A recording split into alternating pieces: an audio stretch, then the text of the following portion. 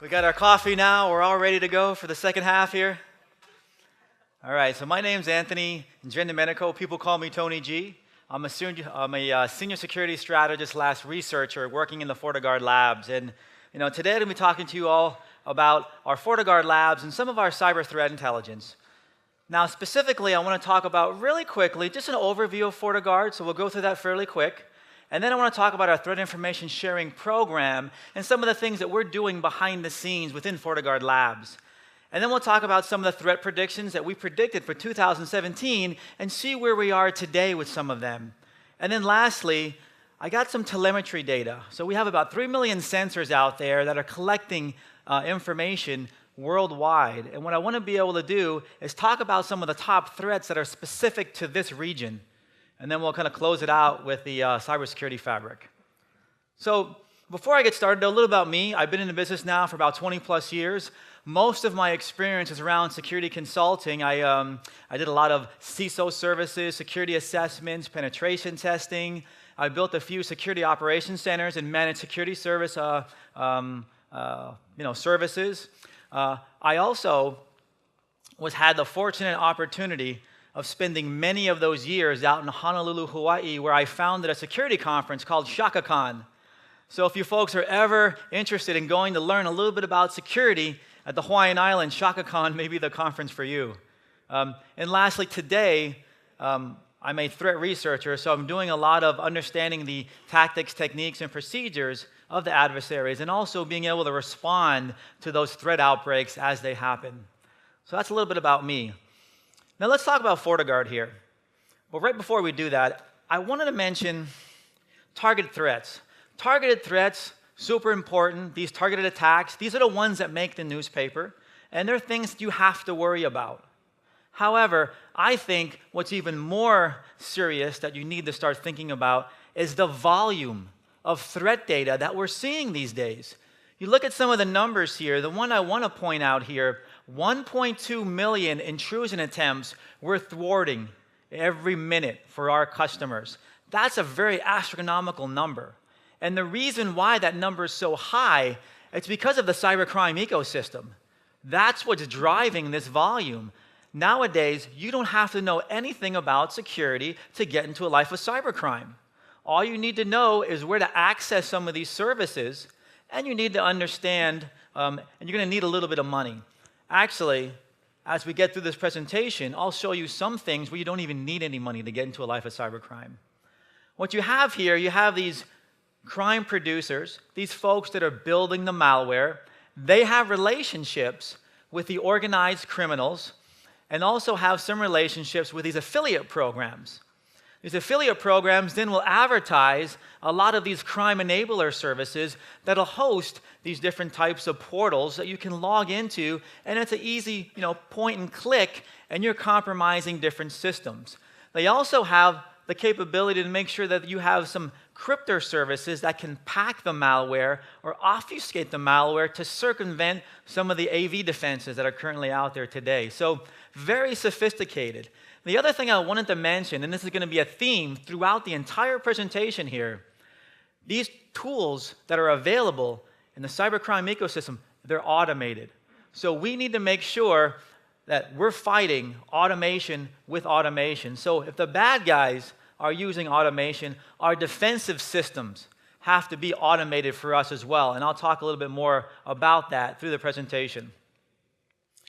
Now, FortiGuard Labs, we've been around for the last 17 years, and our real focus is being able to provide threat intelligence and research and deliver that information down to our products, as well as being able to share that with a lot of our other sharing partners, right? We want to be able to get that information out to a lot of the different organizations that we all already share information with, and I'll talk more about that also throughout the presentation.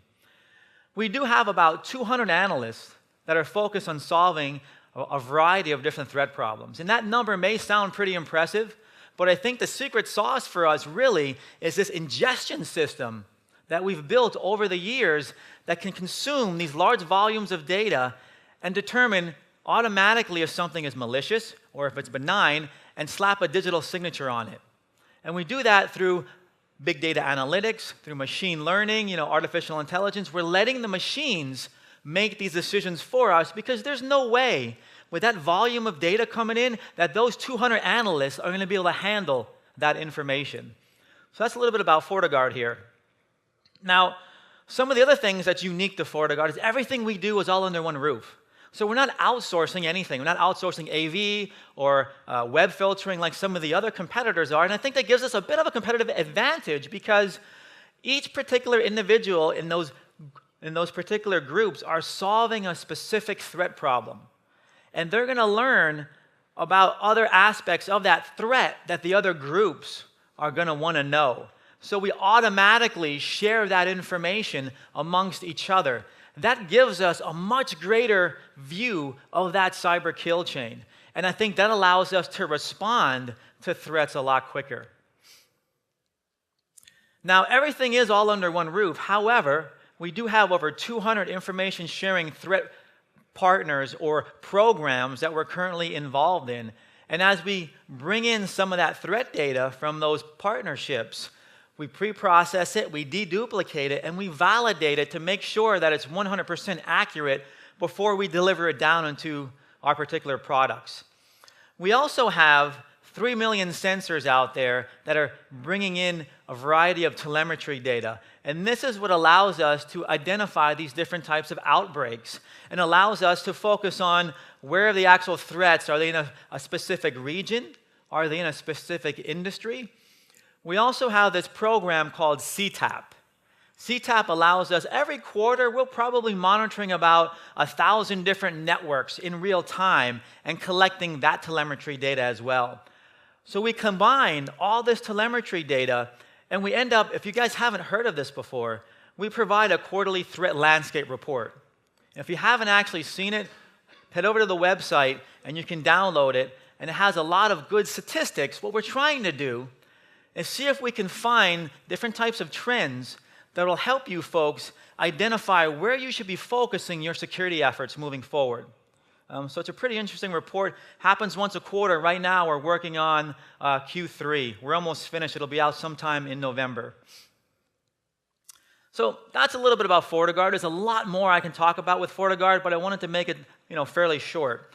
What I want to dive into a little bit now is our information sharing program. It's important to talk about this because there's no one entity that's going to be able to see everything out there on the internet. Information sharing obviously is very important to us as it is to a lot of other folks. It's only going to, at the end of the day, benefit you folks, the customers.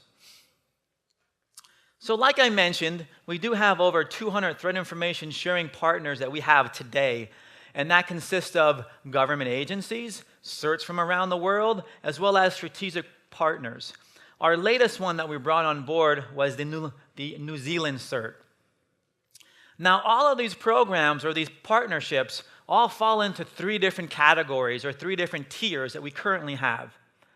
Our first tier is tier 3. This is our lowest level tier, and this is what I refer to as our unidirectional tier. And this is where either we're sharing a threat feed with the customer or they're sharing a threat feed with us. And it's typically basic. IOCs, bad IPs, bad domains, bad URLs, maybe some hashes, very little contextual information, but we do have a lot of partners at this level. Now, as we move up the pyramid here in tier 2, now we do a lot more bidirectional communication, and we have a lot more contextual information at this particular tier. And this is usually when we share this information, it's usually through a threat information sharing platform, like maybe MISP. Some of you folks may have actually heard of that. It's the malware information sharing platform. Or it may be something that's more custom, the Cyber Threat Alliance that we're part of. We're one of the founders of that. It's a very customized portal. We have to make sure our information fits into that portal. Now, the information that we share here is both technical and non-technical, but typically what it is we're identifying different types of attack campaigns and analyzing those campaigns, grabbing all the different types of malware tools that are being used, and we analyze that. We extract all those observables, and we put them into the sharing platform, and sometimes we might actually produce a report and share that with folks as well. Now, the number 1 tier here at the tip of the pyramid is our collaboration tier. Now, this is the tier where we're actually doing some joint investigations, and our analysts oftentimes are working hand in hand with the other analyst. We may even be sort of face to face, and we're working very closely together, and sometimes we're able to tie attribution and bring a particular threat actor to justice. So some of the more notable ones, partnerships that we have today, we do have a nice partnership with NATO, as well as right here with KISA. And we also have a relationship with Interpol. Interpol happens to be one of our collaboration partners. That's at our highest tier. And we recently worked with them. You may have heard this. Last year, we worked with them, and we were tracking a threat actor that was responsible for about $60 million of stealing from victims worldwide.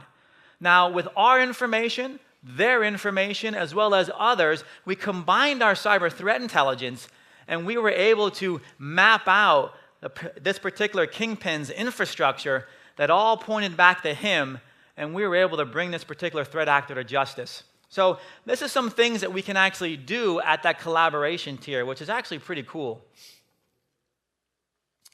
So what I thought I'd do also right now is kind of share with you our analysis and response process that we go through at a very high level that ends up resulting in the threat intelligence that we end up sharing with our partners. So the first process is the first step. We got to have a starting point. We got to know where to start. And what happens is we bring all that telemetry data into our environment. A lot of that gets baselined. And as it's baseline, we have these deviation algorithms that'll be able to see when there's deviations in the threats that are coming in. That's an indication for us that we need to figure out what's going on, because that might be an attack campaign. So that's one way to do it. We also have very smart researchers that have been doing this for many years. So they may have a hypothesis, a hunch, or an idea of maybe a particular malware or a particular threat actor, some of the actual techniques that they use. So we can use that as a starting point to mine our data. And of course, news, blogs, searching the dark net, we have the ability to do those things. And oftentimes we do that as well. Most of the times, those end up being threat outbreaks that had just made the news, and we need to follow up and see how our customers are actually doing with that. But once we have that starting point, we then go through our cross-scanning step. Before we start analyzing, we want to actually cross-scan this across all of our partners. And this is actually pretty cool, because now we can understand what our partners know about it before we start doing our analysis. Once we understand what the partners have, now we go through our own analysis. And we'll do some reverse engineering, some manual stuff, because we want to extract all of those observables, all those IOCs, network IOCs and system IOCs, and understand what the malware, what the actual tool is supposed to do. And of course, we'll run it through our sandbox technology. We also have what we refer to as a playground. In our research center, we have a playground where we're developing new technology through machine learning, artificial intelligence, that's able to detect new threats that are out there. But it's not mature enough yet for us to actually kind of put it into our product. So it's our playground that sometimes we'll run these particular threats through there and see what else we can glean. And of course, we want to be able to identify, where is this threat at? Is it a specific region or industry, or is it something that's happening globally? So we do that, and once we analyze that, we want to find out how it's being delivered. Most of the time, the delivery of choice is what? It's a phishing email, right? So we have a lot of phishing email examples that are associated with that binary that we're looking at. So we'll analyze that, but we also can see if it's coming from maybe some website that was compromised, some drive-by, and also malvertising. So there's many different ways that threat can be delivered. We like to identify that. And then step number 5 here, let's rip out all the observables, right? Because all this stuff is going to end up going into a package. So for example, when we rip out these observables, we want to find out a little bit more about them. Maybe they're network observables, IP addresses, domains, URLs. We'll run them through some of our other systems to see if maybe it's part of a command and control infrastructure. Maybe it's part of a certain actor that we be tracking, or maybe it's just part of an actual kind of website that's been compromised. Whatever the case may be, we want to find that information out. And as we go through those steps, eventually, there's multiple work products that we produce. They actually can be sticks packages that we'll put together, as well as maybe just plain old CVS format. It might be an Excel format, that's really the way the customer wants it. Or we'll give more detailed reports. Now, speaking of detailed reports, this is something that we just kind of put together recently. This is just an example. We call it our FortiGuard Hot Bulletin / report.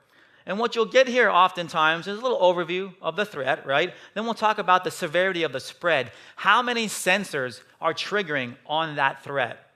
And then we'll dive into an understanding what the threat actor actually is, what the actual group is. Is it nation state? Is it cybercrime? Or is it hacktivism? Or whatever the case may be. And then where is it actually kind of targeting within, what different countries, right? Who are the top 3 countries, top 3 industries, as well as an activity timeline here, just to see how long it's been active and how it's been active going up and down. And then we also have this matrix here, understanding the actual attack tactics, techniques, and procedures, and the defensive measures against those TTPs. We have a lot of extra commentary as well if we need to explain it a little bit more. And of course, we have our IOCs, our observables that we'll document. And then we'll have a now more detailed analysis of the different types of tools that might be used within that campaign. So that's just an example of one of the reports that end up going out there. Now, we have this information, right? Now, how do we distribute it out to all of the different outlets? And there are quite a few outlets. Right? So now we have this. One outlet is comms and marketing, right? So you guys go to our blog sites, right? All that information is coming from our threat information sharing platform, right? We have to be able to get it out. So oftentimes, we'll work with communications, with marketing. You'll get something like through blogs. You might even get an educational presentation where we included that information in there. Or sometimes, it might end up in our quarterly threat report. We also internal security is one of our partners, right? We have our own security operations center. We have to be able to protect our own assets. So there's threat intelligence that might be pertinent for them, and we deliver that down to internal security so then they can start hunting for the adversary within their own environment. And of course, we have a lot more additional contextual information we share with partners like the Cyber Threat Alliance, right? There's a lot of different vendors that are involved in that. With KISA, with NATO, New Zealand CERT, all of those threat information sharing partners. And then also here, analysis as a service. Some of you may have heard of our threat intelligence service. It's still in beta right now. If you're interested, you can go to the website and automatically sign up, and you can get a beta version of it, and you can test it out. It's still not as mature yet as we'd like it, but it will actually show you some telemetry data, what some of the top threats are, and also threats that are happening in your organization as well. So at least you get some trending aspects of the threats.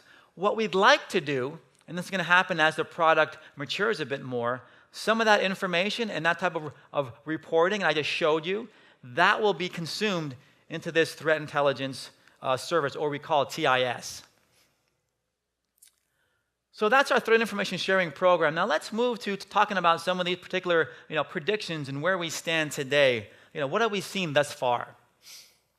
So what I'm trying to say here is that malware is getting more sophisticated. Automated and human-like malware really demands more intelligent defenses. And here I go back to the same theme, automation versus automation.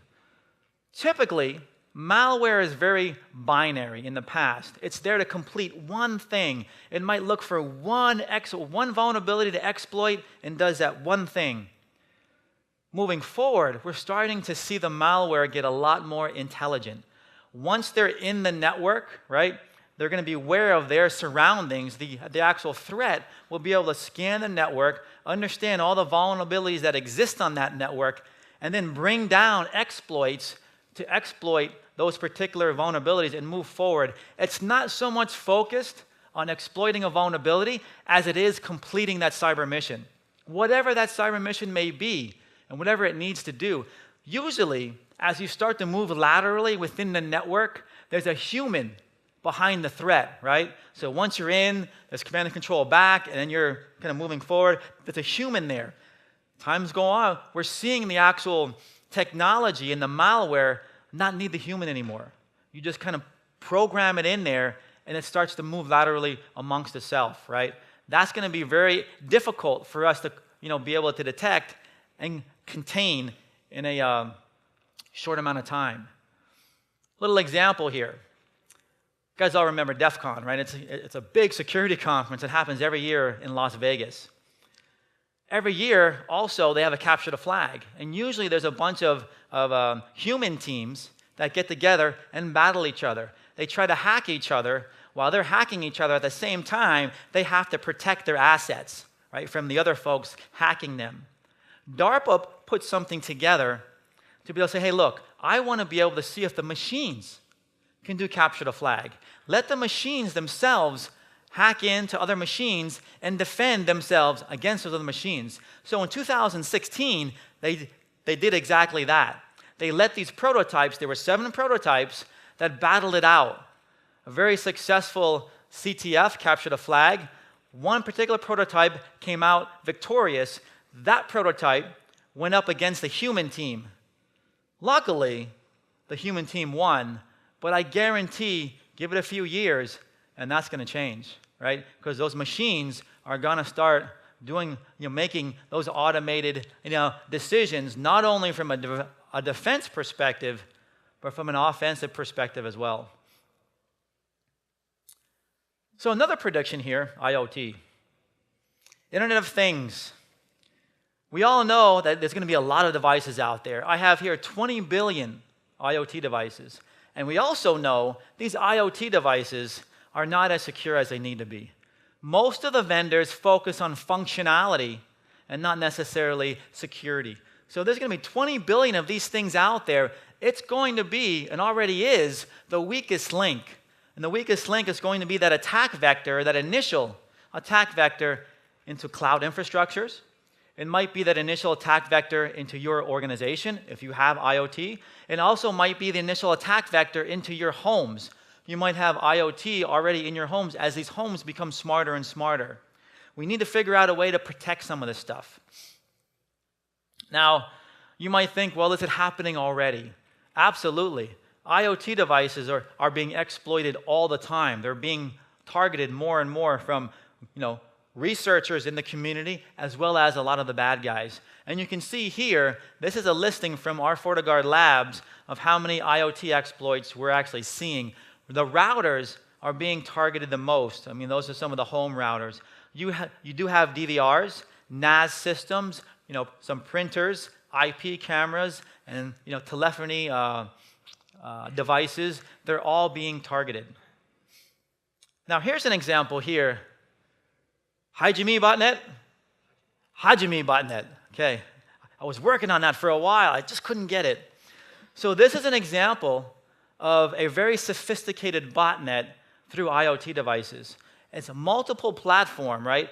It has worm-like capabilities and decentralized command and control. Basically what it does, it goes out there and scans for port 23, and then it does a brute force attack on these IoT devices. Once the IoT device is compromised, then that IoT device is sent down some more code. Now that IoT device starts scanning for other IoT devices and keeps compromising and compromising. The really interesting thing about this, though, the command and control infrastructure is all via P2P, right? So there is no one, command and control infrastructure that everyone goes back to. It's a mesh network. When you have a mesh network, it's much harder to bring down. So really something to think about. Now, this IoT threat here, it affects 9 different platforms. Here we're starting to see the malware become more intelligent. 9 different platforms, including x86. We first seen this last year in October, and we had about 30,000 detections we're seeing per day. Now, the interesting thing about this particular malware is that it's not doing anything malicious, at least not yet.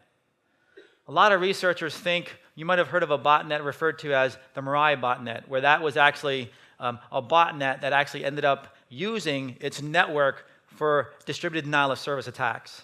Well, oftentimes some researchers say that this is the actual good botnet and the Mirai is the bad botnet, and they're competing for overtaking the IoT devices, right? So this thing isn't kind of doing anything, and if it compromises that IoT device that was initially an IoT device of the Mirai botnet, it's not going to be doing anything, right? So they're going back and forth. So it's the good versus the evil. And I'm not exactly sure what the next steps are for this particular malware, but probably stay tuned. We'll probably see something earlier on next year. But just think about this. Strength is in the numbers. These IoT devices, there's so many of them that what the bad guys can do is really limitless.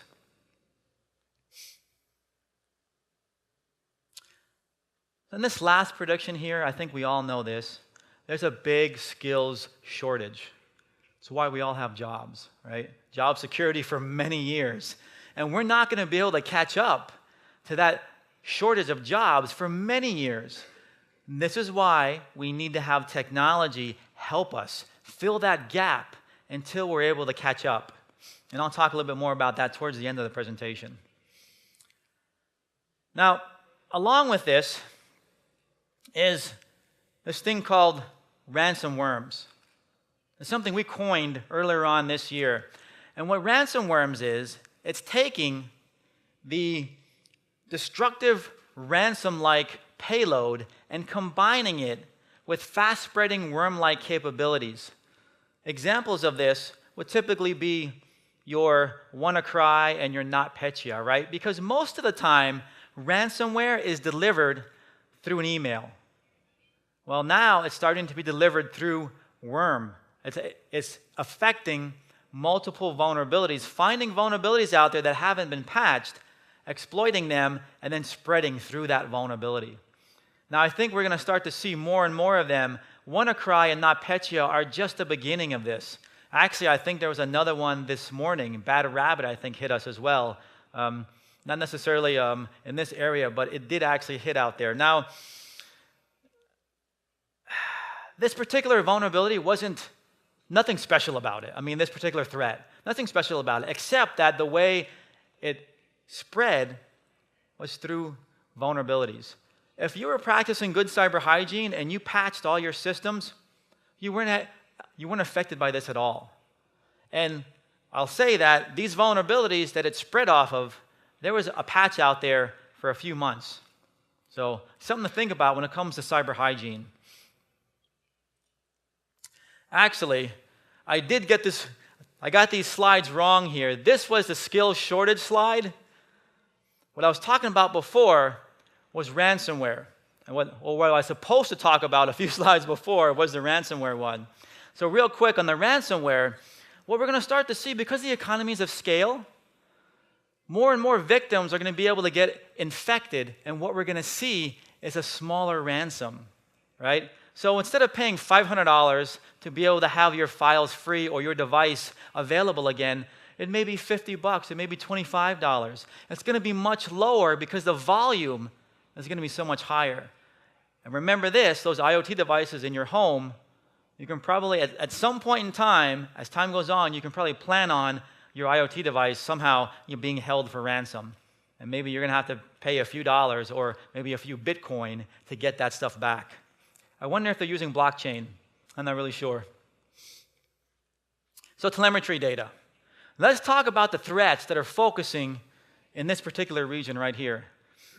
And just so you know, this is coming from our 3 million sensors that we have deployed around the world. And this is the number of sensors that are triggering these particular threats.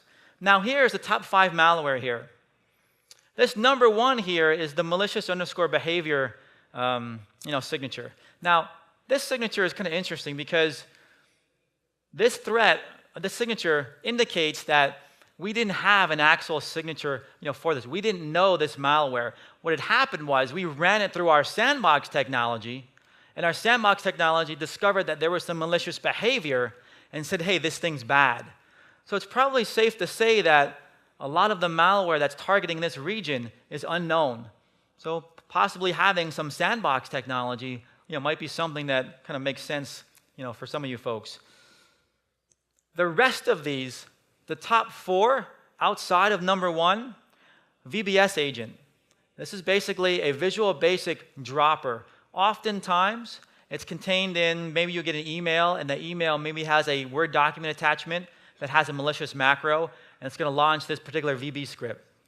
Now, as this thing gets on your machine, it's going to download a particular payload. These particular variants of these downloaders are downloading ransomware.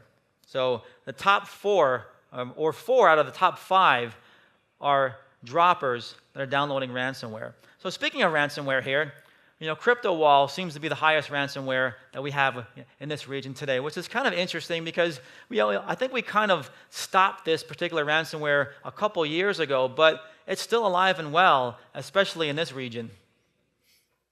Now, I don't want to go through each one of these, but I do want to note that you might be asking, why is there so much of it? It's because it's been introduced in a cybercrime ecosystem, and these are ransomwares as a service. At a high level, this host ransomware is very customizable. You can do anything really that you want. You can look at what type of Bitcoin address you want to use, what the actual ransom price is going to be, what files you want to be able to target, and it's really not that much. You can have unlimited use for about $50. The Flux ransomware is another one. And then the one I really wanted to hit on here is the ransomware affiliate network. Remember I said you might not even need to have any money to get into a life of cybercrime? Welcome to the profit-sharing model. You have the ability here to share the profits. You get to keep 75% of every ransom that you get.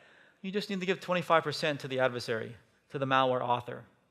And of course, they're always looking for the more infections for them, the better. So there's accelerators.